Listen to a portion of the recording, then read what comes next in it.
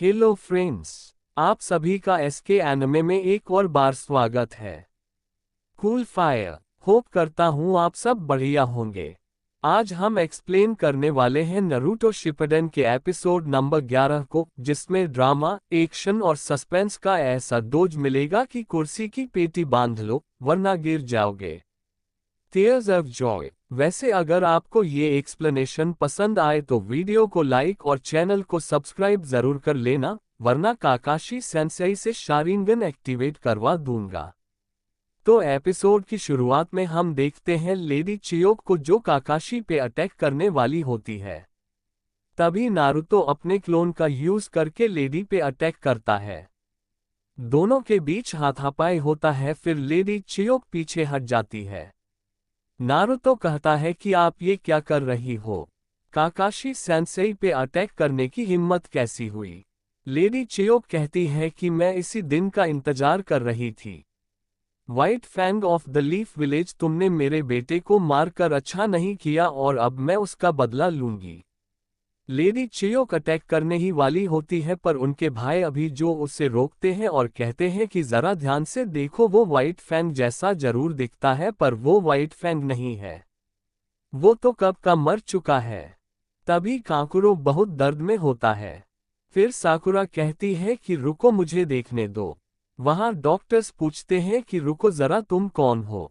साकुरा कहती है मैं हूं लीफ विलेज की मेडिकल निंजा। साकुरा काकुरो की हॉट बीट सुनती है। कहती है कि ये पॉइजन में काफी मेटल है और ये मसल्स टिश्यू पे अटैक कर रहा है। साकुरा रिपोर्ट देखती है और कहती है कि मुझे पता है अब क्या होगा।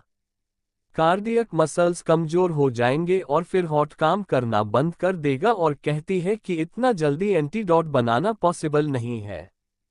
फिर तेमारी घबरा कर कहती है कि क्या मतलब, तुम्हें कुछ करना होगा। फिर साकुरा कहती है कि ठीक है, मुझे कुछ सामान चाहिए लेकिन थोड़ा जल्दी, और इस प्रोसेस से काकुरो को बहुत दर्द होने वाला है। वहीं अकात्सुकी गारा के अंदर से डिमन को बाहर निकाल रहे थे, जो रेड कलर का रहता है। वहीं साकुरा कहती है कि प्रोसीजर आसान नहीं होगा। फिर वो अपने हाथ में पानी लेती है और उसे काकुरो के बॉडी में डालती है। साकुरा काकुरो के हॉट से पॉइजन को निकाल रही होती है। वहीं बाहर नारुतो पूछता है कि ये व्हाइट फैंग कौन है सेंसेई? काकाशी कहते हैं कि वो मेरे फादर थे। ये सुनकर लेडी चियोक कहती है तभी तुम उसके जैसे दिखते हो। अंदर साकुरा काकुरो के पेट से भी पॉइजन निकाल रही थी। कुछ देर ये करने के बाद साकुरा कहती है कि ऑलमोस्ट सारा पॉइजन निकल गया है, तो फिलहाल काकुरो डेंजर से बाहर है, लेकिन कुछ पॉइजन अभी भी अंदर है, तो उसके लिए मुझे एंटीडोट बनाना होगा।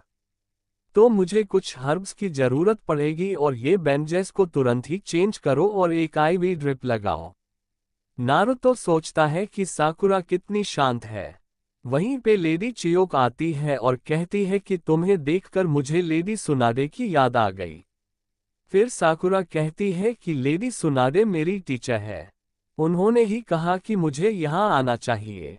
तभी एक डॉक्टर आके साकुरा को मेडिकल हर्ब्स का लिस्ट देते हैं और कह रहे हैं कि यहाँ पर ये सारे हर्ब्स मिल जाएंगे। वहीं पर एक बर्ड लीफ विलेज का स्क्रॉल लेकर आता है साइन विलेज में। कुछ देर बाद एक गार्ड स्क्रॉल बाकी को देते हैं और बाकी कहते हैं कि ये तो लीफ विलेज से आया है, और उसे काकाशी को दे देते हैं।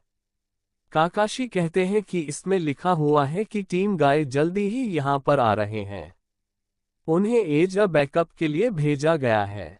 नारुतो कहता है कि मैं उनसे मिलने के लिए काफी एक्साइटेड हूँ, और अगर वो लोग इधर आ रहे हैं तो हमें तुरंत ही अकात्सुकी के पीछे जाना चाहिए। पर काकाशी कहते हैं कि ठीक है, पर तुम्हें कैसे पता कि वो लोग किधर गए? फिर काकाशी बाकी से पूछते हैं कि आपको पता है अकात्सुकी किस ओर गए हैं? और बाकी कहते हैं कि ये तो हमें भी नहीं मालूम। तभी एक डॉक्टर कहते हैं काकुरो अब होश में आ रहा है। सभी अंदर जाते हैं। काकुरो कहता है कि तेमारी तुम यहाँ। फिर तेमारी कहती है कि जैसे ही मैंने सुना मैं तुरंत चली आई। काकाशी कहते हैं कि क्या मुझे उस जगह ले जा सकते हो जहां काकुरो की लड़ाई हुई थी? काकुरो कहता है कि उसकी कोई जरूरत नहीं है, मेरे पॉकेट्स को लेकर आओ। वहीं साकुरा कहती है कि मुझे नहीं पता था यहाँ इतने सारे हर्ब्स होंगे। डॉक्टर्स कहते हैं कि हाँ, लेकिन यहाँ के एनवायरनमेंट के हिसाब से इतना ही हर्ब्स उगता है, और साकुरा कहती है कि कोई बात नहीं, मैं इससे 3 डोज बना सकती हूँ। वहीं हॉस्पिटल में काकुरो कहता है, पॉकेट्स के हाथ में देखो, सासुरी से लड़ते समय मैंने उसके कपड़ा फाड़कर रख लिया था। फिर काकाशी समनिंग जुतु का यूज करके सभी डॉग्स को बुलाते हैं और उनको वो कपड़ा का पीस सूंघाते हैं और कहते हैं कि तुम लोग जाकर इसे ढूंढो और कुछ भी पता चले तो मुझे बता देना। वहीं पे लेडी चियोक आती है और कहती है कि काकुरो, मुझे तुमसे कुछ पूछना है। क्या वो वही था सासुरी? काकुरो कहता है कि हाँ, वो वही था, सासुरी ऑफ द रेड सैंड, लेकिन वो कुछ अलग ही दिख रहा था।